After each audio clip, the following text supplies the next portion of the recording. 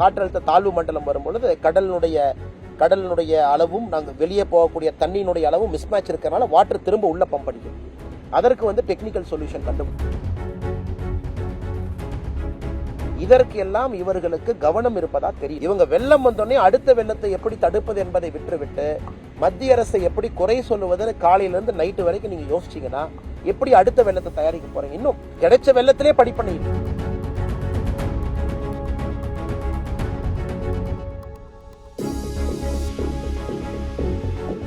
மழை வெள்ள பாதிப்பு தெரிஞ்சது தான். இப்போ அடுத்த வருஷம் இதோட மழை கூடுதலாக இருக்கும் அப்படின்றாங்க. தமிழக அரசு இந்த இதில் மழையில் பாடம் கற்றுக்குமா? ஃபியூச்சரில் என்ன பண்ண போகிறாங்க? ஆனால் குறிப்பாக இப்போ இந்த மழை வெள்ள பாதிப்பில் ரெண்டு விஷயம் பாருங்கண்ணே. ஒன்று, இதற்கான காம்பன்சேஷன் வர்றது. மத்திய அரசு கண்டிப்பாக காம்பன்சேஷன் கொடுக்கத்தான் போகிறாங்க. அதில் எந்த மாற்று கருத்தும் இல்லை. மத்திய அரசு பொறுத்த வரைக்கும் ஒரு ஃபார்முலா பேஸ்டு அப்ரோச் இருக்குது. உறுதியாக பணம் வரத்தான் போகுது. அது ஓகே, அது ஒரு பார்ட்டுங்கண்ணே. பணம் வந்துருச்சு, நம்ம காம்பன்சேஷன் கேட்டோம், மத்திய அரசு கொடுத்தாங்க, நம்ம மக்களுக்கெல்லாம் கொடுத்துட்டோம். இதை நினைத்து திமுக சந்தோஷப்படுவதில் எந்த பிரயோஜனம் இல்லைங்கண்ணா. இன்னைக்கு ஆல்ரெடி வந்த புயல்னால 4 மாவட்டங்கள் தமிழகத்துல தன்னுடைய உற்பத்தி திறனை இழந்திருக்கு. ஆல்ரெடி நம்ம உற்பத்தி திறன்ல கீழே போக ஆரம்பிச்சிட்டோம். இன்னைக்கு தூத்துக்குடி இன்னும் 2 ஆண்டுகள் தன்னுடைய உற்பத்தி திறனை கொடுக்க முடியாது. தூத்துக்குடி போட்டே பாத்தீங்கன்னா இப்பதான் திரும்ப ஆபரேஷனுக்கு வருது. உப்பளங்கள் எல்லாம் 85%, 90% உப்பளங்கள் போச்சு. திரும்ப அந்த உப்பளத்தை உருவாக்குவதற்கு 3 மாத காலம் ஆகும். நெல் பயிர் போச்சு. ஸோ உதாரணமா பாத்தீங்கன்னா தூத்துக்குடியினுடைய உற்பத்தி திறனை திரும்ப கொண்டு வருவதற்கு தோராயமாக 2 ஆண்டுகள் வேணும். திருநெல்வேலி அதே போல, தென்காசி அதே போல, கன்னியாகுமரி. சென்னையினுடைய உற்பத்தி திறன் அம்பத்தூர் எஸ்டேட்டை கொண்டு வரதுக்கே 6 மாசம் ஆகும். ஸோ ஒரு பக்கம் மழை வெள்ள பாதிப்பு, அதற்கு தற்காலிக நிவாரணம் மத்திய அரசு கொடுக்கறாங்க, மாநில அரசு கொடுக்கறாங்க, மக்கள்கிட்ட கொடுக்குறாங்க. லாங் டேர்ம் எஃபெக்ட் பாத்தீங்கன்னா ஆல்ரெடி பொருளாதாரத்தில் பின்தங்கி இருக்கக்கூடிய தமிழகம் உற்பத்தி திறனை இழந்து, ஒரு வெள்ளமும் ஒரு மழையும் தமிழகத்தினுடைய வளர்ச்சியை இன்னும் 6 மாசம் பின்னாடி எடுத்துட்டு போகுது. அதை நாம கவனிக்கணும். படித்தவர்கள், உங்களை போன்ற பெரியவர்கள், பத்திரிகை துறையில மக்களுடைய ஒப்பீனியனை உருவாக்கக்கூடிய உங்களை போன்ற பெரிய மனிதர்கள் இந்த கருத்தையும் நீங்க மக்கள் முன்னாடி சொல்லணும். ஒரு மழை வெள்ளத்தை சரியா ஹேண்டில் பண்ணலினா நாம 6 மாசம் பின்னாடி போறோம். அந்த இண்டஸ்ட்ரி அவுட்புட்டை கொடுக்காது, பொருளாதாரத்துல மந்தமாகிறோம். இதற்கு மாநில அரசு உடனடியா தன்னுடைய கவனத்தை, இப்ப தூத்துக்குடி பிரச்சனை என்னன்னா, பக்கில் கால்வாய்னு ஒரு கால்வாய் உள்ள இருக்கு. தூத்துக்குடி நகரத்துக்குள்ள முழுசா போய் கடல்ல போய் இணையுது. 120 அடி இருந்த கால்வாய ஸ்மார்ட் சிட்டி ப்ராஜெக்ட்ல 20 அடி கொண்டு வந்திருக்கிறாங்க. எப்படி நடக்கும்? முழு வெள்ளம் எங்கனே போகும்? எல்லா வெள்ளத்தையும் கொண்டு பக்கில் கால்வாய் வெளியே எடுத்துட்டு போகுது. 120 அடி ஸ்மார்ட் சிட்டி ப்ராஜெக்ட்ல 20 அடி. ஸ்மார்ட் சிட்டிக்கு பணம் கொடுக்கறது மத்திய அரசு, ப்ராஜெக்ட் மாநில அரசு தானே, பிளானே உங்களுக்கு தானே. இப்ப 20 அடி குறுக்கி வச்சா வர்ற தண்ணி என்னென்ன போகும்? அப்படியே கொப்பளிச்சு வெளியே போகுது. சென்னை எல்லாம் பேச வேண்டாம், நீங்க நிறைய பேசிட்டீங்க அதை பத்தி. ஒரு குளத்திலையும் கொண்டு போய், ஏரியிலையும் கொண்டு போய் வீட்டை கட்டி, இண்டஸ்ட்ரியல் பார்க்க கட்டி, சாப்ட்வேர் பார்க்க கட்டி எல்லாத்தையும் மாத்தி வச்சிருக்கிறோம். அரசு இதை கை வைக்காம, இதை சரி பண்ணாம அடுத்த வெள்ளத்தை அரசுனால பண்ண முடியாதுங்கண்ணா. இன்னைக்கு அரசு உண்மையாலுமே சீரியஸா உள்ள வரணும்னா பக்கில் கால்வாயை திரும்ப எக்ஸ்பேண்ட் பண்ணணும், அங்க ரெடி பண்ணணும். தூத்துக்குடியில குறிப்பா இந்த காற்றழுத்த தாழ்வு மண்டலம் வரும்பொழுது கடலினுடைய அளவும் நாங்கள் வெளியே போகக்கூடிய தண்ணியினுடைய அளவும் மிஸ்மேட்ச் இருக்கிறனால வாட்டர் திரும்ப உள்ள பம்ப் அடிக்கும். அதற்கு டெக்னிக்கல் சொல்யூஷன் கண்டுபிடிக்கணும். இதற்கு எல்லாம் இவர்களுக்கு கவனம் இருப்பதா தெரியல. இவங்க வெள்ளம் வந்தோடனே அடுத்த வெள்ளத்தை எப்படி தடுப்பது என்பதை விட்டுவிட்டு மத்திய அரசை எப்படி குறை சொல்லுவது காலையிலிருந்து நைட்டு வரைக்கும் நீங்க யோசிச்சீங்கன்னா எப்படி அடுத்த வெள்ளத்தை தயாரிக்க போறீங்க? இன்னும் கிடைச்ச வெள்ளத்திலே படிப்பண்ணி இல்லை. சென்னை வெள்ளம் கிட்டத்தட்ட 2 மாசம் 1.5 மாசம் முடிஞ்சது. தூத்துக்குடி கிட்டத்தட்ட 10 நாள் முடிஞ்சது. இன்னைக்கு மாநில அரசு கிட்ட படிப்பண்ணி இல்லையாங்கன்னா இன்னைக்கும் எப்படி இந்த பிளேமை மத்திய அரசு மேல போடலாம், எப்படி இவங்க மேல போடலாம், நாம் எப்படி இருந்து தப்பிக்கலாம்னு யோசனை இருந்தா அடுத்த வெள்ளத்தையும் இவர்கள் தடுக்க போவது கிடையாதுங்க.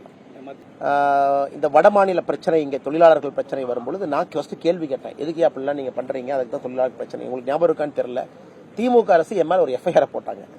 இந்த மாதிரி வட மாநில பிரச்சனை அண்ணாமலை சர்ச்சைக்குரிய கருத்துக்களை பேசுறதுனால காவல்துறை சூமோட்டோ சென்னையில என் மேல ஒரு எஃப்ஐஆர் போட்டாங்க. அப்ப நான் அந்த வீடியோ எல்லாம் விட்டேன்.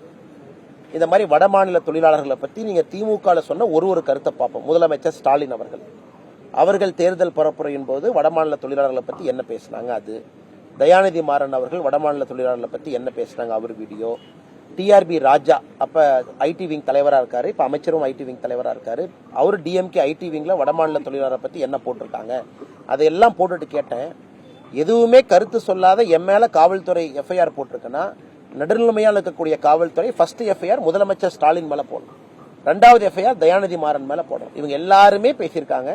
நான் இந்த பிரச்சனையை சுமூகமாக முடிப்பதற்காக பேசி என் மீது எஃப்ஐஆர் மாநில காவல்துறை போடுதுன்னா இவங்களே விட்டு வச்சிருக்கீங்க. அந்த வீடியோ மறுபடியும் இப்ப 8 மாதம் கழிச்சு மறுபடியும் இப்ப வெளியே வந்திருக்கு. ஆனா ஒரு இஷ்யூவோட க்ளோஷர் வந்து மன்னிப்பு எப்பவுமே இல்ல. நான் தெரியாம சொல்லிட்டேன், அல்லது நான் உண்மையாலுமே உள்நோக்கத்தோடு சொல்லல, அல்லது வந்து எனக்கு அந்த மாதிரி எண்ணம் இல்லை அப்படின்னு தயாநிதி மாறன் அவங்க சொல்றாங்க அப்படின்னா இது நிச்சயமா வந்து எண்ட் ஆயிரும். இது ஏன் திரும்ப இந்த வீடியோ அதிகமா இருக்குன்னா, இந்த இந்தி கூட்டணி நிதிஷ்குமார் அவர்கள் அந்த மீட்டிங்ல குறிப்பாக திராவிட முன்னேற்ற கழகத்தினுடைய தலைவர் ஸ்டாலின் அவர்களும் திராவிட முன்னேற்ற கழகத்தினுடைய மூத்த உறுப்பினராக இருக்கக்கூடிய TR பாலு அவர்கள் அந்த மீட்டிங்ல இருந்த பொழுது நிதிஷ்குமார் அவர்கள் தாம் ஹிந்தியில பேசுறத தமிழ் மொழிபெயர்ப்புக்கும் ஆங்கில மொழிபெயர்ப்புக்கும் அனுமதிக்கல. ஸோ அந்த சர்ச்சை தான் தொடர்ந்து இப்ப ஒருத்தரா எடுத்தெடுத்து போடுறாங்க. இதற்கு இப்ப பீகார்ல இருக்கக்கூடிய கூட்டணி தலைவர்களை தேஜஸ்வி யாதவ் உட்பட யூபியில் இருக்கக்கூடிய அவர்களுடைய கூட்டணி தலைவர்கள் சமாஜ்வாடி கட்சியில் இருக்கக்கூடிய தலைவர்கள் எல்லாருமே கருத்து சொல்ல ஆரம்பிச்சிருக்கிறாங்க. அதற்கு இன்னைக்கு திமுக தரப்புல என்ன சொல்றாங்கன்னா, இல்ல இது பழைய வீடியோ, இப்போதைக்கு அதை பத்தி பேசுறீங்க. பழைய வீடியோவோ புது வீடியோவோ, இது நீங்க ஆட்சிக்கு வந்த பிறகு வடமாநில தொழிலாளர்கள் மீதும் வடமாநிலத்தை பற்றியும் உங்களுடைய கருத்தை மக்கள் இப்ப இந்தியா முழுவதும் பாக்குறாங்க. பிரச்சனையை நாங்க உருவாக்கலீங்கன்னா, இந்தி கூட்டணியில் நீங்க சேர்ந்த பிறகு அதுல இருக்கக்கூடிய முரண்பாடுகளை மக்கள் பார்ப்பதற்காக யாரோ ஒருத்தர் எடுத்து போட்டுட்டு இருக்காங்க. அதனுடைய சர்ச்சை இப்ப பாக்குறோம். நான் முதல்ல இருந்து சொல்றதுன்னா உங்களுடைய திமுகவினுடைய முகமே அப்படித்தான். இன்னைக்கு இத்தனை நாள யூபியை கேவலமா பேசினாங்கன்னா, யூபினா மோசம்னு சொன்னாங்க. இன்னைக்கு யூபி பாத்தீங்கன்னா 10 நாட்களுக்கு முன்பு இந்தியாவுடைய 2வது பொருளாதார ஸ்டேட்டா மாறி இருக்கு. தமிழகம் வந்து கிட்டத்தட்ட 50 ஆண்டு காலமாக 2வதா இருந்தோம், இன்னைக்கு 3வதா வந்திருக்கும். ஸோ இவ்வளவு மோசமாக அவங்க யூபியை பேசி பேசி தமிழகத்தை கண்டுக்காம யூபி இன்னைக்கு 2வது இடத்துக்கும் தமிழகம் 3வது இடத்துக்கும் போயிடுச்சு. அதனால திமுக அரசு இன்னைக்கு கண்ணாடியில தன்னுடைய முகத்தை பார்க்கணும். மற்ற மாநிலங்களுடைய வளர்ச்சி எப்படி, தமிழகத்தினுடைய வளர்ச்சி எப்படின்னு கண்ணாடியில முகத்தை பார்க்கணும், கண்ணாடியில பார்க்கணும். இன்னைக்கு மற்ற மாநிலங்கள் எவ்வளவு வேகமாக வேகம் எடுக்குது, வளர்ச்சி எவ்வளவு வேகமா இருக்கு.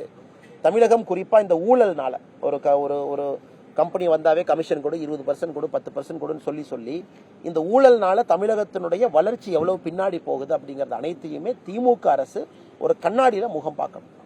இவ்வளவு பெருமைகள் இருக்கக்கூடிய தமிழகம், இவ்வளவு ரிசோர்சஸ் இருக்கக்கூடிய தமிழகம், கல்வித்துறையிலே சிறந்து விளங்கக்கூடிய தமிழகம் எதற்காக தன்னுடைய 2வது இடத்தை விட்டுவிட்டு 3வது இடத்துக்கு வந்திருக்கோம். முதல் இடம் மகாராஷ்டிராவை பிடிக்க நம்ம போயிருக்கணும், இன்னைக்கு 3வதுக்கு வந்தாச்சு. அப்ப என்ன திராவிட மாடல் அரசுனே? நீங்க ஆட்சிக்கு வந்ததுக்கு அப்புறம் கடனை 7,5 கோடி அதிகப்படுத்திருக்கீங்க, 7,5 லட்சம் கோடி. அது திராவிட மாடல் அரசா? நீங்க ஆட்சிக்கு வந்ததுக்கு அப்புறம் 2வது பொருளாதார ஸ்டேட்டா நாடா இருந்த தமிழகம் இன்னைக்கு வந்து 3வது இடத்திற்கு போயிருக்கு, திராவிட மாடல் அரசா? இதை மக்கள் கேட்கிறாங்க. அதனால இது எல்லாம் மறைத்து விட்டு வெறும் இந்தி கூட்டணி அப்படின்னா முரண்பாடுகள் இருக்கக்கூடிய கட்சிகள் எப்படி ஒரு கூட்டணியில் இருக்க முடியுங்க? இதான் என்னுடைய கருத்து. தொடர்ந்து இதை பத்தி நான் பேசிக்கிட்டே இருக்கிறேன். செய்திகளை உடனுக்குடனும் துல்லியமாகவும் தெரிந்து கொள்ள சப்ஸ்கிரைப் பண்ணுங்க.